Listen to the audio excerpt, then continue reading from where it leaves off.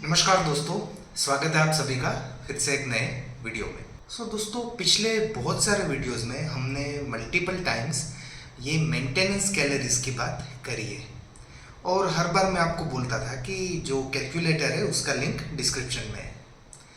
लेकिन अब ये जो मेंटेनेंस कैलोरीज है उसको आप मैन्युअली कैसे काउंट कर सकते हो, ये हम आज के वीडियो में सीखेंगे और बहुत ईजी फॉर्मूला के साथ सीखेंगे।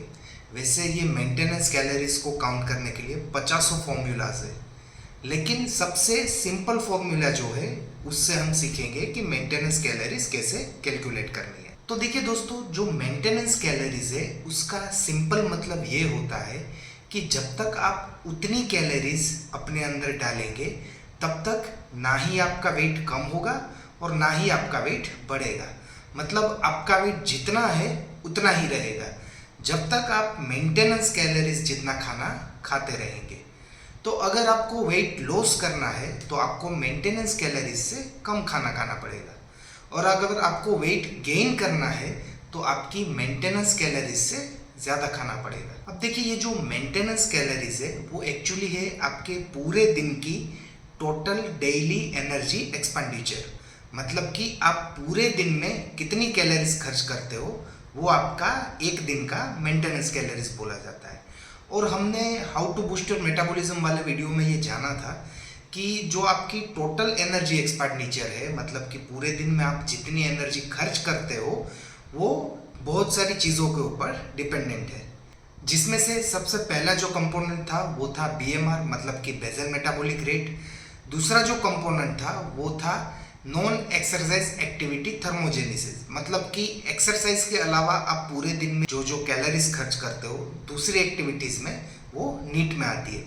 तीसरी जो एक्टिविटी है वो है एक्सरसाइज एक्टिविटी थर्मोजेनेसिस, मतलब कि आप वर्कआउट के टाइम पे जितनी कैलोरीज खर्च करते हो वो। और चौथी है थर्मिक इफेक्ट ऑफ फूड, मतलब कि फूड को डाइजेस्ट होने में जो कैलोरीज खर्च होती है वो होती है थर्मिक इफेक्ट ऑफ फूड। और ये सभी को मिला के आपकी पूरे दिन की मेंटेनेंस कैलोरीज निकलती है। आप देखेंगे कि पूरे दिन में आप इतनी चीज़ों के अंदर ही अपनी टोटल एनर्जी जो है, टोटल कैलोरीज जो है वो खर्च करते हो। तो ये होती है आपकी मेंटेनेंस कैलोरीज। अब जो कि हमारी मेंटेनेंस कैलोरीज इन 4 क्राइटेरिया के ऊपर डिपेंडेंट है, मतलब कि BMR, एक्सरसाइज एक्टिविटी थर्मोजेनेसिस मतलब कि ईट, नॉन एक्सरसाइज एक्टिविटी थर्मोजेनेसिस मतलब कि नीट, और आपका थर्मिक इफेक्ट ऑफ फूड। तो इसमें से जो नॉन एक्सरसाइज एक्टिविटी थर्मोजेनेसिस है उसको हम रोज़ एक समान नहीं रख सकते, वो रोज़ बदलता रहता है। कभी आपने हाथ ज़्यादा हिला लिया, कभी ज़्यादा ज़ोर से बात कर ली, कभी दिमाग ज़्यादा खर्च कर दिया, तो आपका जो नॉन एक्सरसाइज एक्टिविटी थर्मोजेनेसिस है वो रोज़ बदलता रहता है। इसीलिए आपकी जो मेंटेनेंस कैलोरीज है वो भी डायनेमिक है, मतलब कि वो रोज़ बदलती रहती है। आप रोज़ एक समान कैलोरीज खर्च नहीं कर सकते। और इसीलिए जो ऑनलाइन कैलकुलेटर्स है उसमें हर एक जो साइट है उसके ऊपर अगर आप कैलकुलेट करोगे तो थोड़ी बहुत एनर्जी में फ़र्क आएगा, जो कैलोरीज है वो हर एक में अलग अलग दिखाएगा। और इसीलिए जब हम ये फॉर्मूला से भी गिनते हैं तो उसको भी हम एक एस्टिमेट मान के चलते हैं कि इतनी जो कैलोरीज है वो आपकी मेंटेनेंस कैलोरीज होनी चाहिए। वो परफेक्ट नहीं होती, वो सिर्फ एक एस्टिमेट होता है। और अगर हम एस्टिमेट से ही चलने वाले हैं तो फिर सबसे ईजीएस्ट जो फॉर्मूला है उसी से ही हम अपना मेंटेनेंस कैलोरीज जो है वो कैलकुलेट करेंगे। तो ये जो फॉर्मूला है उसके लिए सबसे पहले आपको अपना जो वेट किलोग्राम में है उसको पाउंड में कन्वर्ट करना होता है।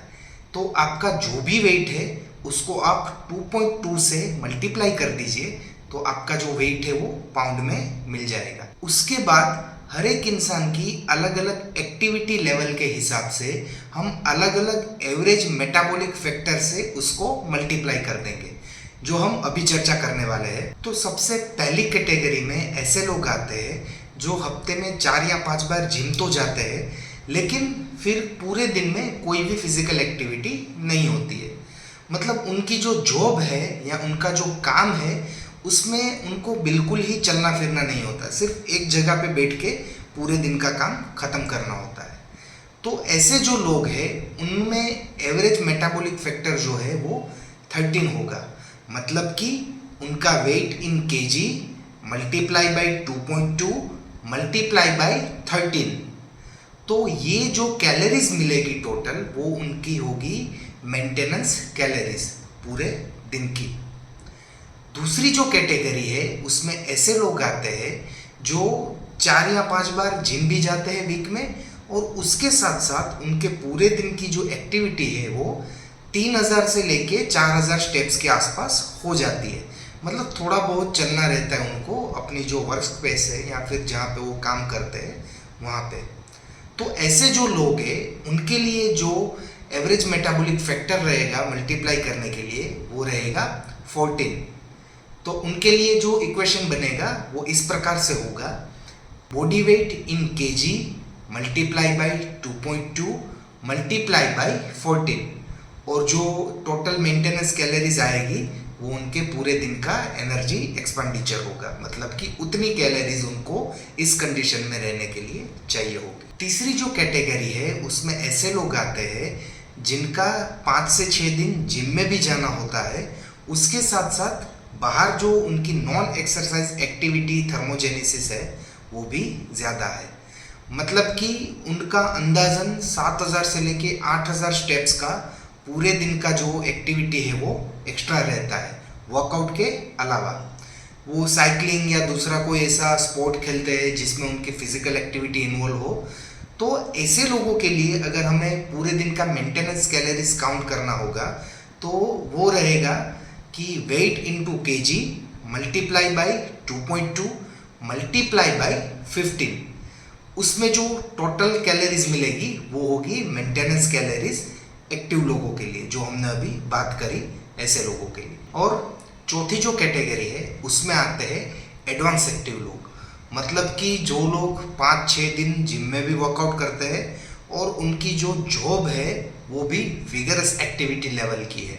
मतलब कि 10,000 से ऊपर के जो स्टेप्स है वो उनको अपने डेली जो अपना काम है वो करते हुए ही कंप्लीट हो जाते हैं। तो ऐसे जो लोग हैं उनकी मेंटेनेंस कैलोरीज इस प्रकार से हम कैलकुलेट कर सकते हैं। उसके लिए weight in KG multiply by 2.2 multiply by 16, और जो टोटल आएगा वो होगी उनकी मेंटेनेंस कैलोरीज।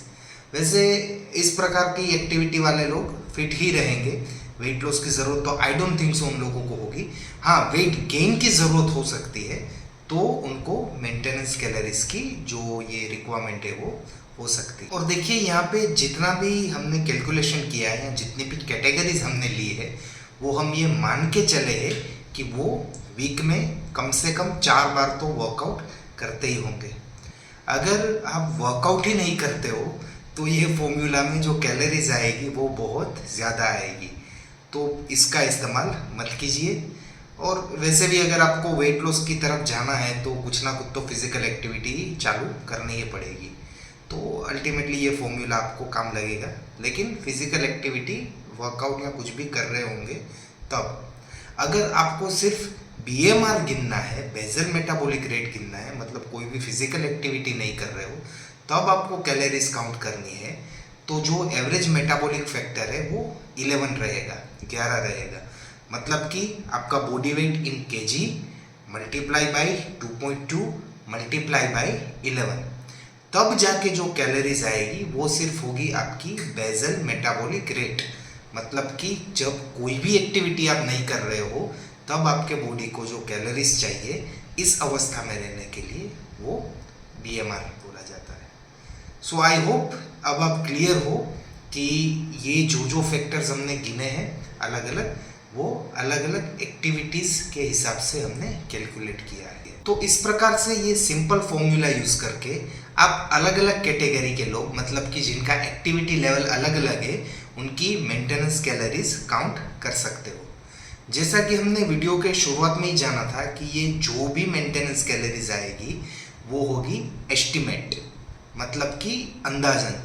ऐसा नहीं है कि परफेक्टली उतनी ही कैलोरीज उनको चाहिए इस कंडीशन में रहने के लिए, थोड़ा बहुत ऊपर नीचे हो सकता है। अब चाहे वो आप फॉर्मूला से मैन्युअली काउंट करो या फिर आप किसी भी जो ऑनलाइन कैलकुलेटर्स है एप्लीकेशन का यूज़ करके काउंट करो, लेकिन जो कैलोरीज आएगी वो एस्टिमेटेड ही होगी।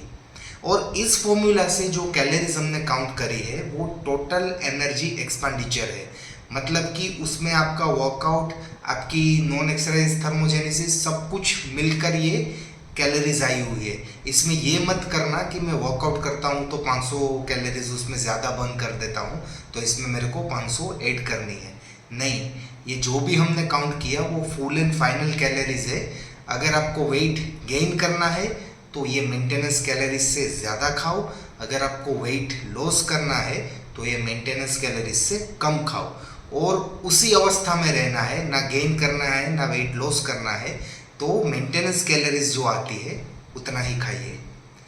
आगे हम कुछ ऐसे भी वीडियोस बनाएंगे जिसमें ये मेंटेनेंस कैलोरीज का यूज़ करके डाइट कैसे प्रिपेयर करते हैं वो भी हम जानेंगे, लेकिन वो फिर किसी और वीडियो का टॉपिक है।